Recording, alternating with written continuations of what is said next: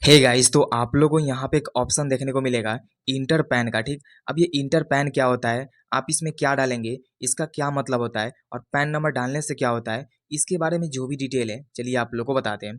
जैसा कि अगर आप क्या करते हैं, कहीं पर भी केवाईसी कर रहे होंगे या कोई सा भी फॉर्म को भर रहे होंगे या कहीं पर भी डिटेल को फिल कर रहे होंगे, तो वहाँ पे क्या है कि आपका जो भी पैन है उसको यहाँ पे डालना होता है। अब जैसे कि यहाँ पे दिख रहा है कि यहाँ पे फिल योर पैन डिटेल्स का मतलब जो भी पैन कार्ड होता है नंबर, उसको यहाँ पे डालना है। इंटर पैन का मतलब होता है जो भी आपका पैन कार्ड नंबर जिसको पर्सनल अकाउंट नंबर बोलते हैं, ये कहाँ पे आपको मिलेगा। जैसे जो भी आपके पास पैन कार्ड होता है, ठीक, जैसे मान लीजिए आपके पास पैन कार्ड है, ठीक, तो पैन कार्ड पे क्या होता है कि नंबर होता है जो कि 10 डिजिट का होता है। उसी 10 डिजिट को क्या क्या करना है कि इंटर पैन में डालना है।